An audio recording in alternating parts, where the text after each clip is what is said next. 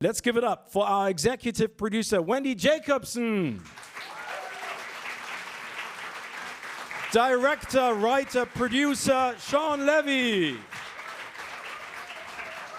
And our cast, the wonderful Emma Corrin.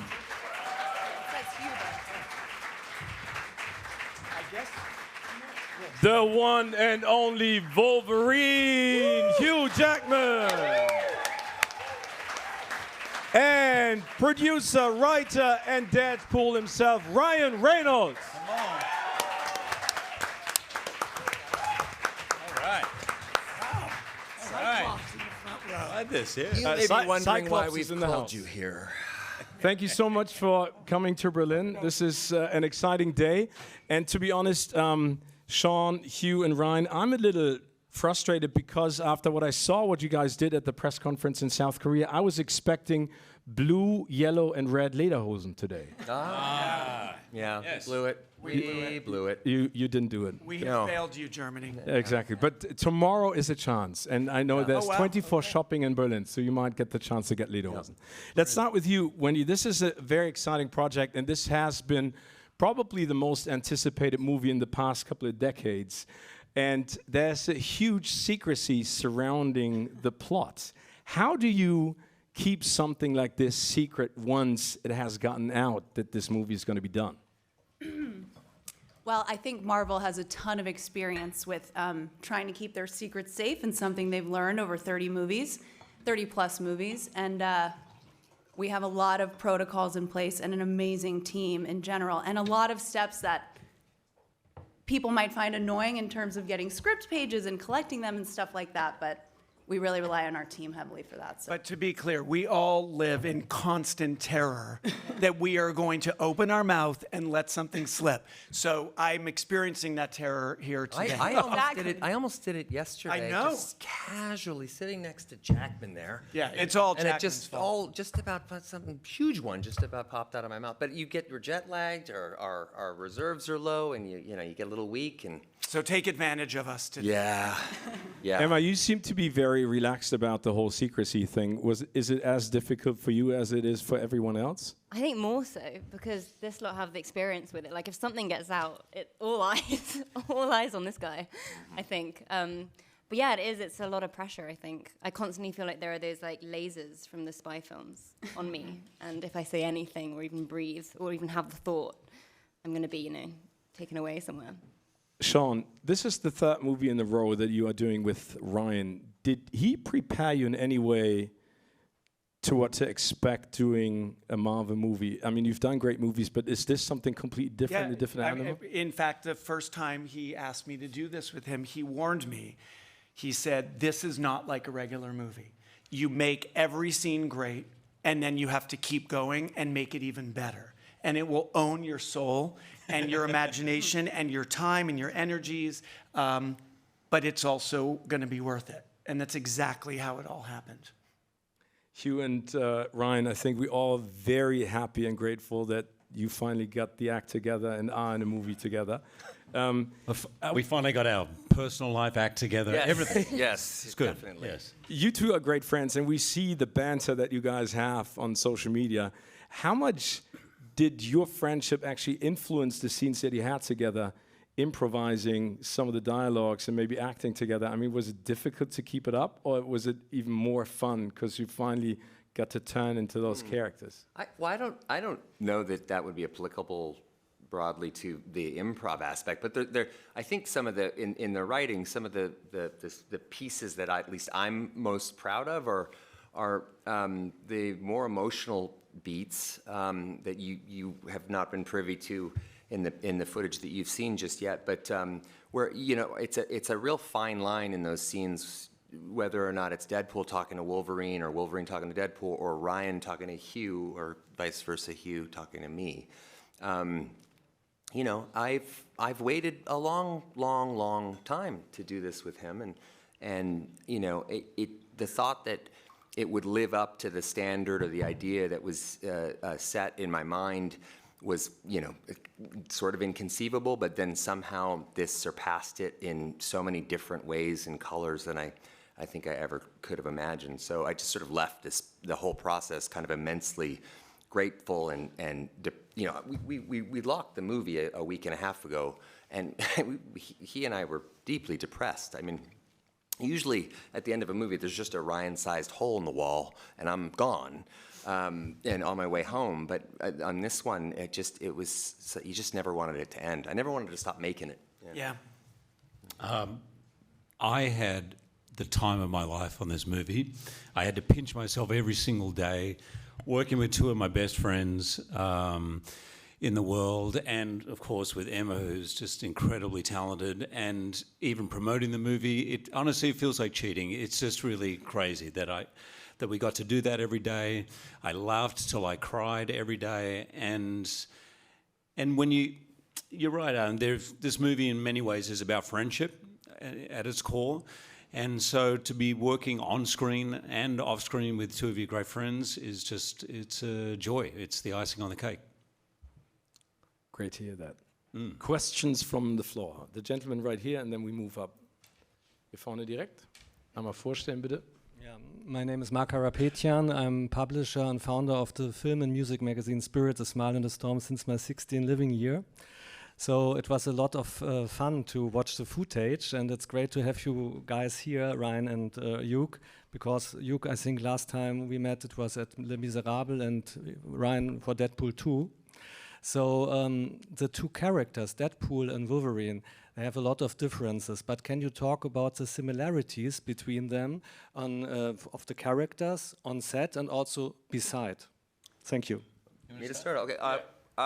I think they have a tremendous amount of similarities. In fact, I think that that's what sort of draws them together. It's, you know, I think movies like this at their core, you know, they transcend, you know, world stakes and those kinds of things, and are really fundamentally about wish fulfillment, you know, from a character perspective. And I've always believed that character is more important than spectacle, and, you know, when you can combine them in the right way, you get something pretty special. So you have a character like Deadpool or Wade Wilson, who is in, you know, sort of a terminal shame spiral, you know, in life, and how his maladaptive coping mechanism for dealing with that is you know, humor. I mean, he kind of, you know, self-deprecating, any brand of humor, really. That's his way of dealing with this kind of shame that he lives in.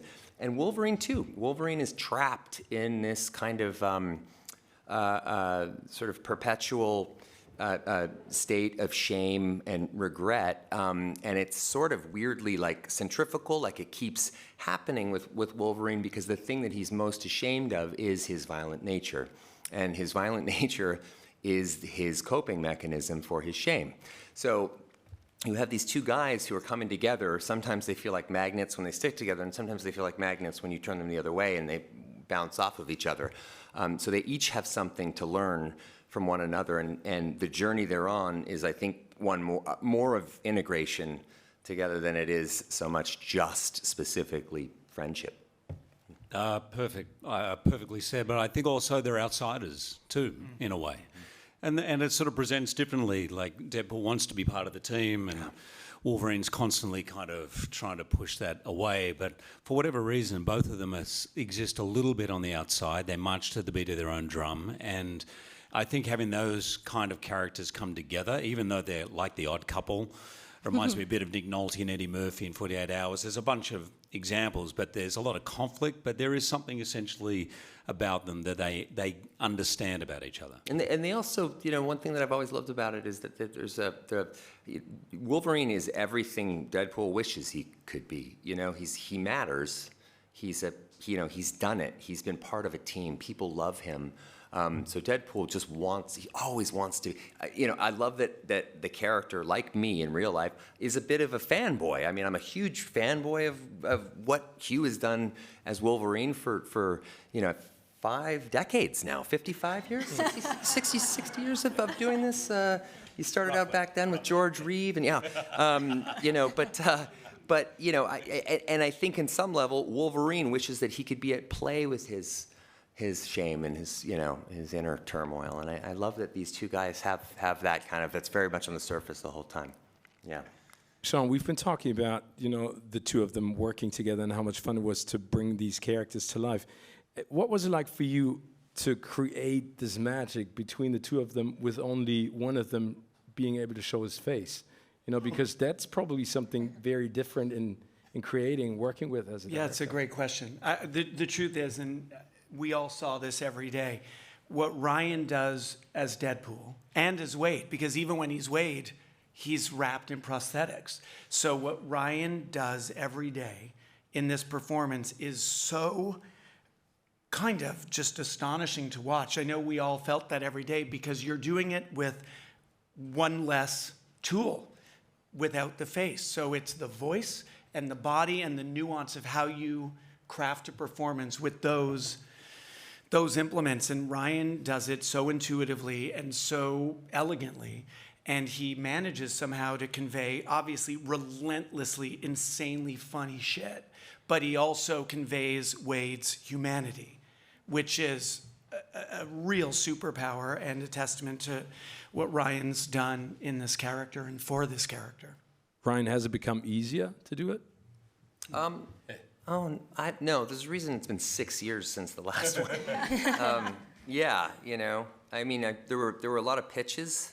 You know, I would go and sit with Kevin Feige, and ironically, the first pitch when Disney bought Fox, and I went over there to meet my new dark overlords, and I'm sitting in Kevin Feige's office, and there's there's the Iron Man mask, and there's the Cap's shield, and I'm geeked out. It gets you a little bit, you get a little rattled. But the first pitch I made was Deadpool and Wolverine, and it was a hard no.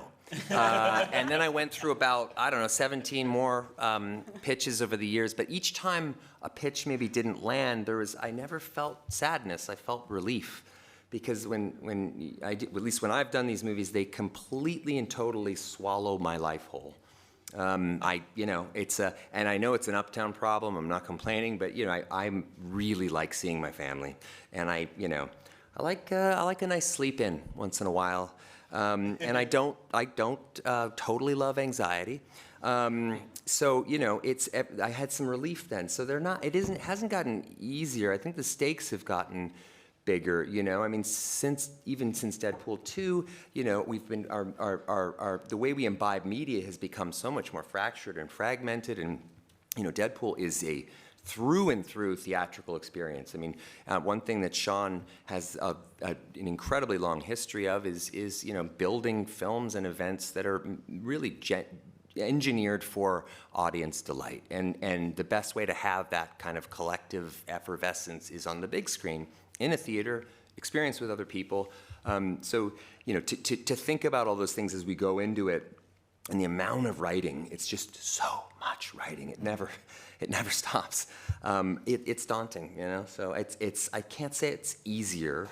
It's harder because I can't rely on some of my lazy tricks that I used to be able to rely on. But I do think, wouldn't you agree, Ryan, that the injection of Wolverine to this team up that we have all waited for, it gave this movie a reason to exist. It's the why. It's the exact why we needed to, Why are you making this? That's why, I mean. He's why. Yeah. He's why.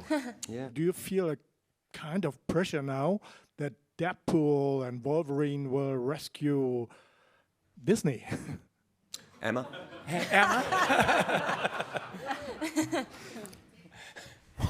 You serious?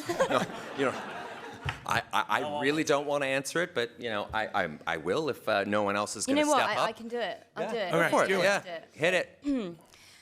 Well, I didn't grow up watching Marvel, so again, I'm perfectly poised to answer this question. But I've sort of had a crash course in really quickly getting to know very intimately the sort of foundation of this huge franchise, and is it 85 years of comics? I read in my information pack. Correct. 85 years. Someone did their homework. Thank you so much. Had to. No idea. But no, seriously, it's been so long, and this story is so beloved by people and is beloved from when they're kids to when they're adults. And I'd never realized before that it's not just about the action sequences and about superheroes. There's so much heart to these stories. And I think this one, more than any of them, it's a huge statement, but it's about friendship, and it's about redemption, and it's about being seen by people when you feel misunderstood or too ashamed to come to terms with yourself or things that you've done in your past. And I think that that's something people can relate to throughout their lives. And Well, probably, fucking wow. Wow. That is, can we leave?